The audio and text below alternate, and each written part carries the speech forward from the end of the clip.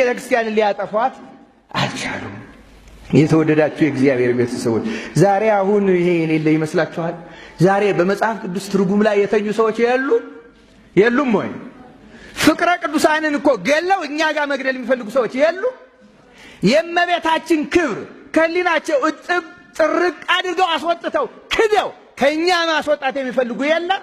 ምኑን ነው በዓሏን ዛሬ የምታከብሩት የሚሉን የሉም? አሉ እኮ አሉ። እነዚህ ተኝተው ልጃቸውን የገደሉ፣ ትርጓሜውን የገደሉ፣ ምስጢሩን የገደሉ፣ ሃይማኖትን በራሳቸው ህሊና ውስጥ የገደሉ፣ መልሰው ደግሞ የእኛን መግደል የሚፈልጉ ክብሯን፣ አማላጅነቷን፣ ልዕልናዋን፣ መመረጧን ገለውታል ከነሱ ህሊና። እወቁ፣ በእውነት ነው የምነግራችሁ።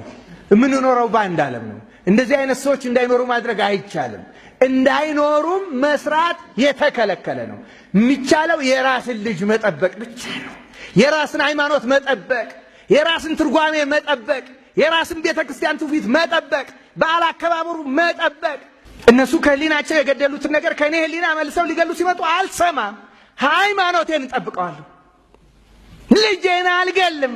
የኔ ልጅ ከኔ የወጣው ሃይማኖቴ ነው፣ ማንነቴ ነው፣ ኦርቶዶክሳዊነቴ። አልገለውም። ይሄን በእውነት ዓለም ልትገለው ትፈልጋለች። ኦርቶዶክሳዊ ማንነታችንን፣ ባህላችንን፣ ስርዓታችንን፣ ትውፊታችንን።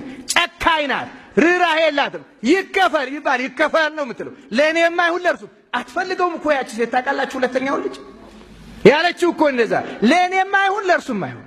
እነዚህ ሰዎች እኮ ለእነሱም አይደለም የሚፈልጉት እኮ፣ ለእኛ እንዳይሆን፣ ለእኛም እንዳይሆን፣ ለቤተ ክርስቲያን እንዳይሆን፣ ለክርስቲያኖች እንዳይሆን፣ ለእውነት እንዳይሆን። የእመቤታችን ክብሯ ለብዙ ሰው ላይገባው ይችላል። ሊቃውንት ግን ተርጉመዋል። ትርጓሜውን የተኙበት ስላሉ አንደነቅ። ቅዱስ ጎርጎርዮስ ጥበብ ሐነጸት ላቲ ቤተ ወአቀመት ላቲ ሰባተ አዕማድ የሚለው መጽሐፈ ምሳሌ ምዕራፍ 9 ቁጥር 1 ጀምሮ ሲተረጉም ብዙ ትርጓሜና ምስጢር አለው። አንዱ የሚሰጠው ለእመቤታችን ነው።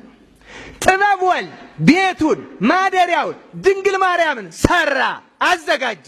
ድንግል የእግዚአብሔር ልዩ ስራ ናት።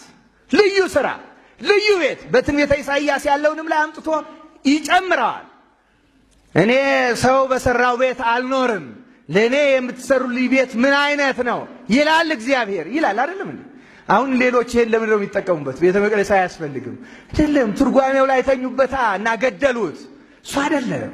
እኔ የማድርባት ቤት ድንግል ማርያም እኔ መረጥኳት፣ እኔ ያዘጋጀዋት፣ እኔ የሰራዋት ልዩ ስራ ናት እርሷ ይላል እግዚአብሔር። ድንግል ልዩ ስራ ናት። ተኙበታ፣ ትርጓሜውን ገደሉት ከህሊናቸው ሃይማኖቱን። ድንግል ልዩ ናት።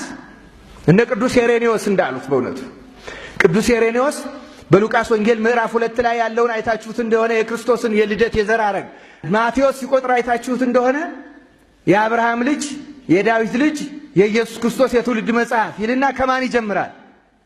ከአብርሃም ነው የሚጀምረው አይደለም? ወደ ታች ይመጣል። ሉቃስ ግን እንደመሰላቸው የዮሴፍ ልጅ ይልና ከዮሴፍ ወደ ኋላ ሄዶ የአዳም ልጅ የእግዚአብሔር ልጅ ብሎ ይጨርሳል። ከኋላ ተነስቶ ወደ የት ሄደው? ከፊት ተነስቶ ወደ የት ሄደ ማለት ነው? ወደ ኋላ። ይህን እንዲህ አድርጎ ያጻፈው እግዚአብሔር ነው አለ ቅዱስ ሄሬኔዎስ። ለምን ትሉኝ እንደሆነ ፊተኞች ኋለኞች፣ ኋለኞች ደግሞ ምን ይሆናሉ? ፊተኞች። ስለዚህ ሁሉንም የወለደቻቸው ድንግል ናትና ከእርሷ ጀምሮ መቁጠሩ ነው ትክክል። ወዳጄ ትርጓሜው ማያ ነው። እርሷ የሁሉም እናት ናት፣ የሁሉም ወላጅ ናት። እግዚአብሔር ልዩ አድርጎ የመረጣት ያዘጋጃት። የእሷ የልደት በዓል ካልተከበረ የማን ይከበራል በእውነት? ስለዚህ ልደታቸው መቆጠር ያለበት ከድንግል ማርያም ልደት ጀምሮ ነው አለ ቅዱስ ሄሬኔዎስ። የእሷ መወለድ የነ አዳም ልደት ነው። የእሷ ልደት የነ አብርሃም ልደት ነው። የእሷ ልደት የነ ዳዊት ልደት ነው። የእሷ ልደት የነ ሶሎሞን ልደት ነው። የእሷ ልደት የነቢያት ልደት ነው። የእሷ ልደት የአበው ልደት ነው። የእሷ ልደት የሁላችን ልደት ነው። በእውነት መቆጠር የጀመርነው ከእሷ በኋላ እንደ ሰው የታየ ነው። ክብራችን የተመለሰው፣ ማንነታችን የታወቀው፣ አምላክን ሰው ለመሆን ከስጋዋ ስጋ ከነፍሷ ነፍስ ይነሳባል ብቁ የሆነች ፈቃዷን አውቆ ነው። ፈቃዷን አውቆ አስቀድሞ ያውቃልና እግዚአብሔር ሕሊናዋን አውቆ ዝግጅቷን አውቆ ከሰባት አያቷ ጀምሮ እንደ ብር እንደ ወርቅ አንጥረኞች ደግመው አንጥረው ጽሩይ እንደሚያደርጉት ገና ከ7 ጀምሮ ነጽታ ፍጹም ንጽሕት ሆና የተወለደች ድንግል ማርያም ገደሉታ። ታዲያ ተኙበት። ማን ይስማ የነ ጎርጎርዮስን ትርጓሜ? ማን ይስማ የነ አትናቴዎስን ትርጓሜ? ማን ይስማ የነ ዮሐንስ አፈወርቅን? ማን ይስማ የነ አብሮኮሮስን? ማን ይስማ የነ ቄርሎስን የነ ቀሌምንጦስን? ማን ይስማ? ተኛበት አለ። ገደለ ከህሊናው፣ አጠፋ ከቤተ ክርስቲያኑ። ደግሞ እኛን ሊያጠፋ ይፈልጋል። የተወደዳችሁ የእግዚአብሔር ቤተሰቦች ዛሬም ዓለማችን እንዲሁ ናት። የራሷን ትምህርት፣ የራሷን እምነት፣ የራሷን ትርጓሜ ገላ የእኛንም ልትገል ትፈልጋለች።